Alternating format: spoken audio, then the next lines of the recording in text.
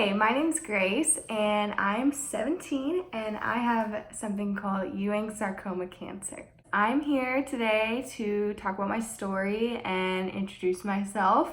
So yeah, we'll see how it goes. But like I said, my name's Grace. I'm 17. I live in Georgia. Most of you guys who are watching this probably know me. But if you don't, nice to meet you. I am here to talk about kind of just my cancer journey and story and where I'm at. I've had so many of my friends ask me what's going on with my treatment and kind of what the update is. I know that most of you guys who are watching this again know me or are friends with me, and you probably follow my mom's Facebook group, which my mom has had since I got diagnosed 2 years ago, and she does a lot of updates and stuff on there and talks about my treatment and just anything that we might need prayer for or anything like that. But I've always thought that it might be interesting to kind of hear it from my perspective. And like I said, I've had a lot of people, my friends specifically, asking me, what's going on? What are you doing? What's the deal? What's the story? So that's what I'm here to talk about today and update anyone who knows me or is curious or wants to know what's going on with me and my treatment. And I also realized in the past, because I got diagnosed when I was 15, so in the past 2 years, I've met a lot of people who don't really know how cancer came into my life in the first place. So today I'm going to kind of give a brief overview of my story. I'm going to talk about what I'm doing for my treatment now and my relapse, and then I'm going to talk about what I hope for the future. So a really brief overview. A lot of you guys are going to kind of know this story because you lived it with me or you were there with me or heard about it.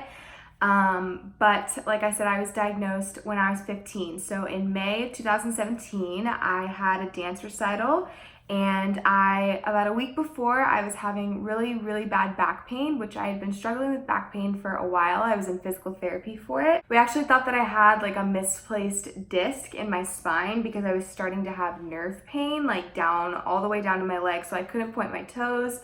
My whole leg would be numb. I couldn't feel anything. Like I started to not be able to lay down or anything. I had to sit and sleep sitting up.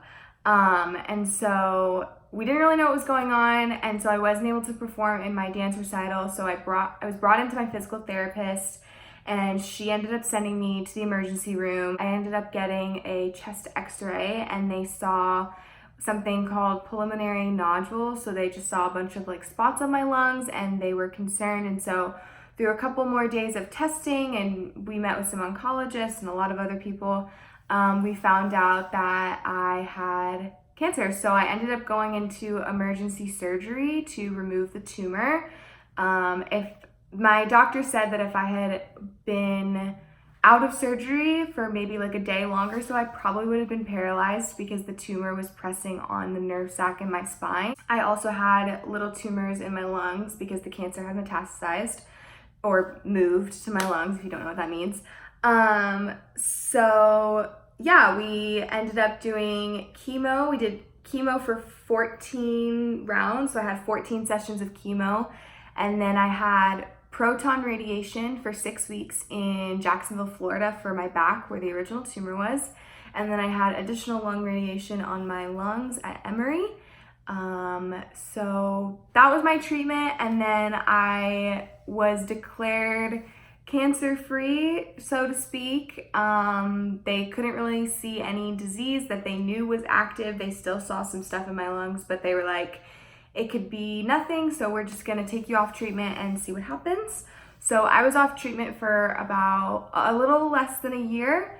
And then in January of 2019, January 23rd, I had a scan that had shown growth in my lungs from a previous scan that we had back in October of 2018. They had seen some stuff in my lungs, and they were like, we're not sure what it is, so we need to see if it grows.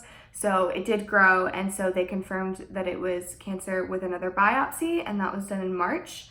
And then I started chemo again right after the biopsy. I started in March. I was doing where I would go to the hospital 1 day a week and I would get a chemo infusion, and then I would take the rest of the medication at home, but I had to drink this really gross stuff with chemo. I had to drink it, and it was really gross, and I wasn't able to stomach it anymore, so we had to switch chemos, and we ended up doing a different one. So my treatment this time around, from about March to summer, so now really, my goal was to do something called a stem cell transplant. So basically what a stem cell transplant is when they extract or take out your own body's stem cells. So stem cells are basically like the cells that produce other cells to help you recover from things. So sickness or just anything in general. Think of them as kind of like a reboot. Like that's the cells that help you get better. They're made from stem cells, or that's how I understand it. It's kind of confusing. I don't really fully understand everything. But basically what they wanted to do was take out some of my stem cells and store them in a freezer, which is gross in itself. But and then they would give me something called a high dose chemo. So it's a chemo that they can't just give it to you normally. They give it to you, and then in order to help you recover, they give you your stem cells back, and your immune system is able to recover. But it's such a high dose chemo that without those stem cells, your body cannot recover on its own because the chemo is too strong. And so that's why it's called a stem cell transplant, and it's not just like, oh, let's get this different type of chemo. So that's pretty much what the goal of my treatment was. However, in order to have a stem cell transplant, they wanted my body to respond to chemo or prove that I was responsive to chemo. So basically that meant that on a scan, the little tumors in my lungs needed to shrink. And so throughout the scans that I've gotten from March to summer, so August now, none of my tumors have shrunk. I haven't had any new tumors pop up, and I haven't had any of the tumors that I have get any bigger, which is great news. So the cancer is stable, but they haven't shrunk, and so they haven't been chemo responsive enough for my stem cell transplant to proceed. And so they are going to keep me in chemo for a while. And that's basically kind of my treatment right now. So the goal was to get me into stem cell, and we did a lot of different things. We did a lot of different procedures. I had multiple surgeries. I had my stem cells collected or extracted, whatever you want to use. I did 2 of like those. It's a really complicated process. They have to give you a medication that basically produces stem cells, and then they have to draw them out through your blood, filter them through this machine, separate the stem cells from your normal blood, and then they save the stem cells, and then they give your blood back to you. So it's a super like complicated process, and I had to do it 2 times, or maybe 3. I don't remember if it was 2 or 3 times, but multiple times. And yeah, so, but we just ended up not getting the scan results that we needed. And then I also had another biopsy done on a little tumor in my lung a couple weeks ago actually, and it came back positive for cancer. And so that wasn't chemo responsive enough.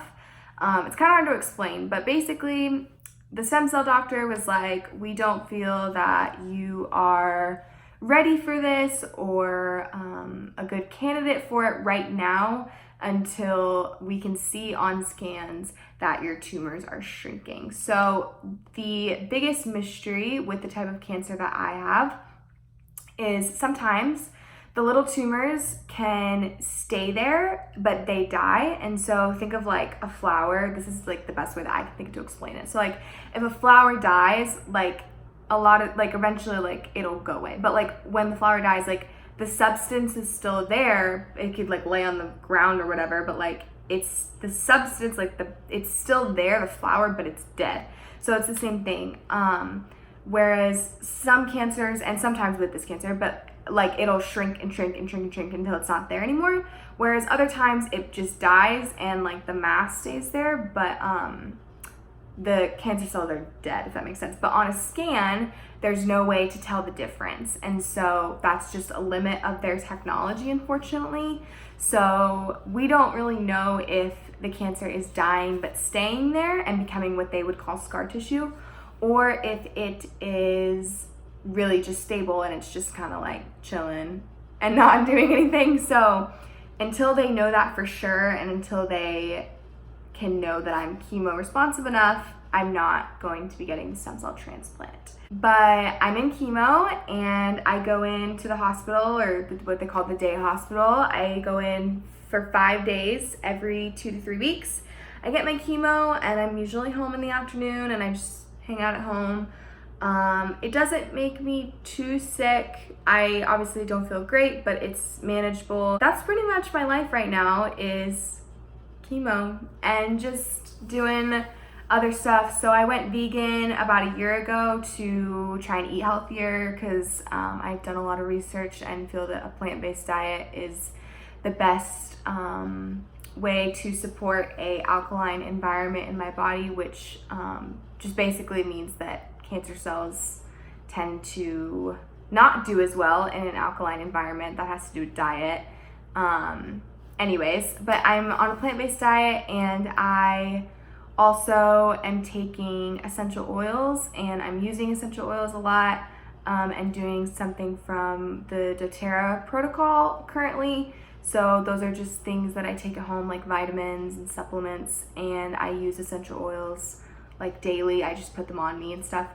And yeah, that's pretty much what I'm doing right now. So I'm not planning on going to college right now.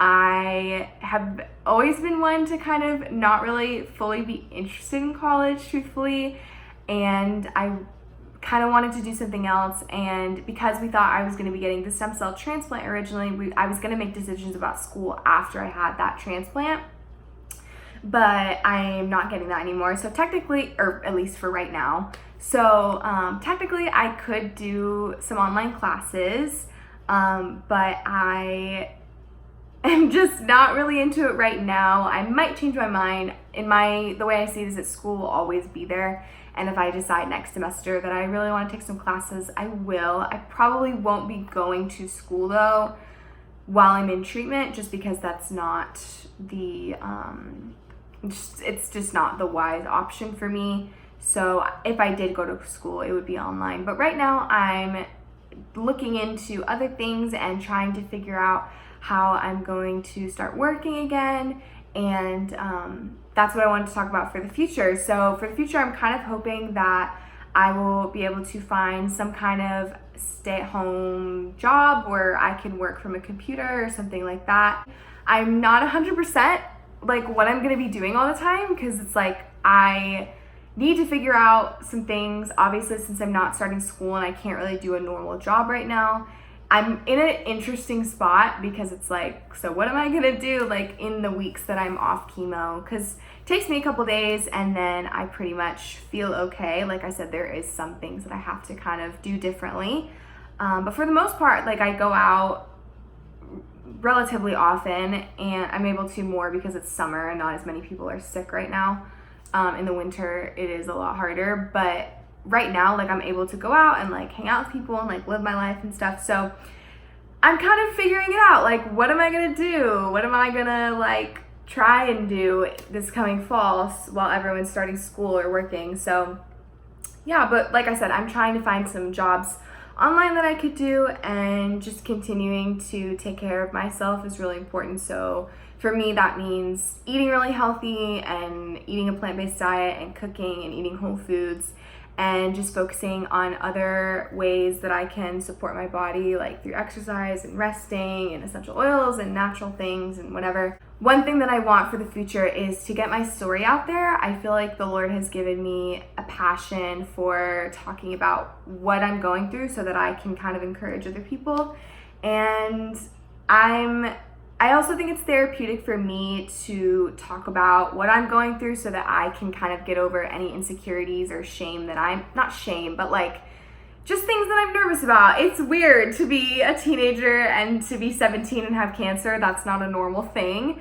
So for me to talk about and be open and honest about what I'm going through, it makes me feel like it's okay to be where I'm at and to be very different from the average teenager. But yeah, I hope that this was somehow either useful or like an update if I know you, or if I don't know you, if it was encouraging. I hope nothing more than that my story encourages people that your life can still be purposeful and meaningful even if things aren't going the way that you want them to be, or that things are hard, or you just don't really know what you're doing. Because that's me. Like, in some ways, like, I have no idea what I'm doing. I wish I had more like a plan, like I'm doing this in the fall, I'm doing this, and I see like a lot of people have that and I don't. And so it's kind of like, welcome to like the club. If you don't know what you're doing with your life, it's cool. I hope that you know that God loves you. That is my goal in any time that I talk to someone. I hope that people can see that they matter and that their story matters. And I'm gonna talk about my story because I know that it matters. My story and my life matter. And yours does too. So I hope that you have a great rest of your day. And yeah, I'll see you guys next time.